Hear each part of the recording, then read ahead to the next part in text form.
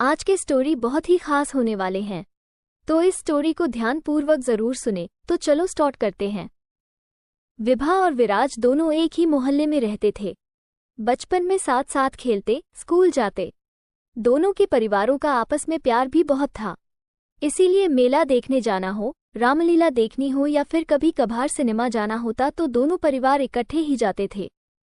विभा के परिवार में उसकी दादी को मिलाकर कुल 5 मेंबर थे। उसके पिताजी पेशे से एक टीचर थे और माँ हाउसवाइफ थी। विभा से छोटी उसकी एक बहन थी जिसका नाम खुशी था। बहुत ही संस्कारी परिवार था। दादी सुबह शाम भजन कीर्तन कर परमात्मा का नाम जपती रहती। विभा की माँ सुशीला जी एक कुशल गृहिणी होने के साथ साथ अच्छी माँ भी थी। उन्होंने अपनी दोनों बेटियों को हर अच्छे बुरे की शिक्षा दी थी। घर बाहर किसी भी तरह की समस्या उन्हें होती तो माँ से बात करके झटपट हल मिल जाता था।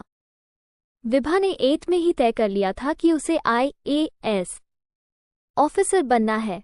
पढ़ाई में वो बहुत इंटेलिजेंट थी। उसके परिवार में सबको उस पर भरोसा था कि वो अपना सपना जरूर पूरा करेगी।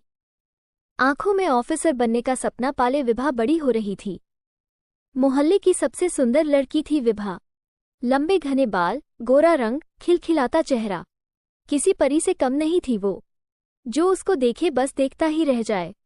स्कूल में भी हर लड़के की पसंद थी विभा। लेकिन विभा इन सब बातों से बेखबर अपने लक्ष्य की ओर बढ़ती जा रही थी। उसने 12th में पूरे शहर में टॉप करके अपने माँ बाप का नाम रोशन कर दिया। अब उसे आगे की पढ़ाई के लिए शहर से बाहर जाना था। एक बहुत ही अच्छे कॉलेज में उसका एडमिशन हो गया। बहुत सी हिदायतों के साथ उसे हॉस्टल दिलवाकर उसके मम्मी पापा वापस आ गए। घरवाले थोड़े निश्चिंत इसलिए भी थे क्योंकि उनके मोहल्ले का लड़का विराज भी तो उसी कॉलेज में पढ़ता था जो विभा से 1 साल सीनियर था। विराज के परिवार में उसके मम्मी पापा और एक छोटा भाई था। विराज के पापा की शहर में कपड़ों की बहुत बड़ी और अच्छी दुकान थी। विराज भी पढ़ाई में बहुत अच्छा था। उसे MBA करना था, इसीलिए उसने ग्रेजुएशन में कॉमर्स को चुना। वहीं दूसरी तरफ विभा नॉन मेडिकल की स्टूडेंट थी। दोनों का कॉलेज एक ही था। विराज विभा के बचपन का दोस्त था, इसीलिए विभा दिन में एक बार उससे जरूर मिलती थी। कोई भी प्रॉब्लम होती वो विराज को कह देती। ऐसे ही कॉलेज का 1 साल बीत गया। अब विभा नए माहौल में एडजस्ट हो चुकी थी। वो बहुत मेहनत कर रही थी। कॉलेज में उसकी अलग पहचान बन चुकी थी।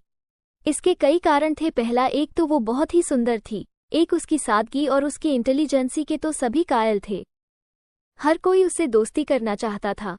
हर टीचर की वो चहेती थी। अपनी माँ को जब ये सब बताती तो माँ को बड़ी खुशी होती। बहुत से लड़कों के ऑफर वो बड़े सलीके से मना कर चुकी थी। उसका ध्यान बस अपने सपने को पूरा करने पर था। इसी तरह 1 साल और बीत गया। उस दिन विराज का कॉलेज में लास्ट दिन था। वो विभा से मिला और उसे अपने दिल की सारी बातें बड़ी सादगी से कह डाली। विराज ने कहा, मुझे पता है कि तुम्हारी खूबसूरती से इम्प्रेस होकर लड़के आए दिन तुम्हें प्रपोज करते रहते हैं, लेकिन मैं सच कह रहा हूँ, मैं तुम्हारी सादगी को बचपन से ही पसंद करता हूँ। पहले मुझे लगा ये महज एक लगाव होगा जो अक्सर युवावस्था में हो ही जाता है, लेकिन जैसे जैसे मैं मैच्योर हुआ समझ आया कि ये प्यार है। कई बार तुमसे कहना चाहा लेकिन डरता था कि प्यार के चक्कर में कहीं तुम्हारी दोस्ती से भी हाथ धो बैठूं। यकीन मानो, अगर तुम इतनी खूबसूरत भी ना होती तो भी मैं तुम्हें इतना ही प्यार करता। विभा उसे एक टक देखे ही जा रही थी। बीते सालों में न जाने कितने लड़कों को ना बोल चुकी थी, लेकिन विराज का अचानक इस तरह से अपने प्यार का इजहार करना, उसे कुछ समझ नहीं आ रहा था कि क्या कहे। फिर भी विराज को जवाब तो देना ही था। विभा ने कहा, विराज तुम बहुत अच्छे लड़के हो। तुम जिसे मिलोगे वो लड़की बहुत भाग्यशाली होगी, लेकिन तुम तो अच्छी तरह जानते हो मुझे मेरे सपने पूरे करने हैं। लाइफ में कुछ करना है। प्यार व्यार के चक्कर में पड़ गई तो कुछ नहीं कर पाऊंगी। विराज ने कहा कि कौन कहता है तुम अपने सपने पूरे ना करो। तुम वो सब करो जो करना चाहती हो। मैं अपने मन की बात तुम्हें आज भी नहीं कहता, लेकिन मुझे MBA करने लंदन जाना है। जाने से पहले तुम्हें सब कह देना चाहता था। मैं तुम्हारी हाँ का इंतजार करूंगा विभा। इतना कहकर विराज वहां से चला जाता है। विभा थोड़ी उदास हो जाती है। फिर सोचती है कि अगले हफ्ते घर जाऊंगी तो माँ को सब बता दूंगी। अगले हफ्ते विभा घर चली गई। अब की बार थोड़ी खोई खोई सी थी। माँ ने ये बात तुरंत भांप ली कि कोई तो बात है जो विभा बेचैन लग रही है। डिनर के बाद सब काम निपटाकर माँ बेटी छत पर चली गई। वहां जाकर माँ ने विभा से उसकी परेशानी का कारण पूछा तो विभा ने झट से वो सब बातें बता दी जो विराज और उसके बीच में हुई थी।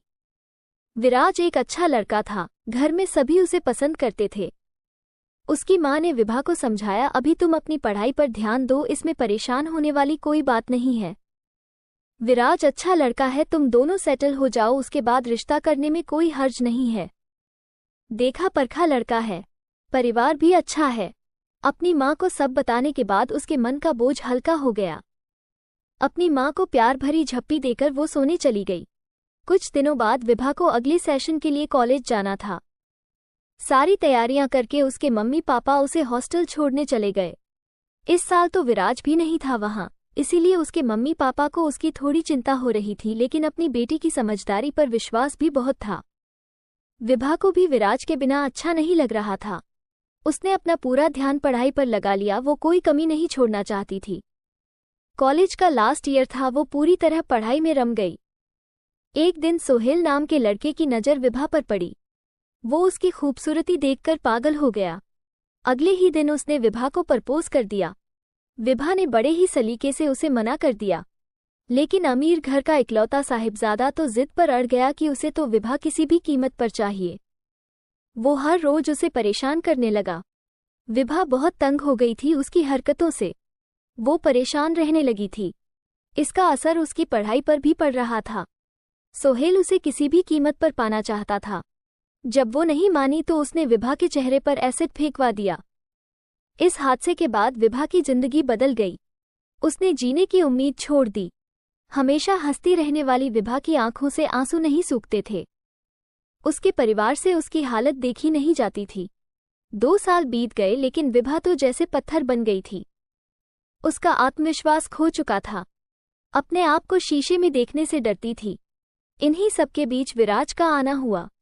जब उसे विभा की हालत का पता चला तो उससे मिलने चला आया।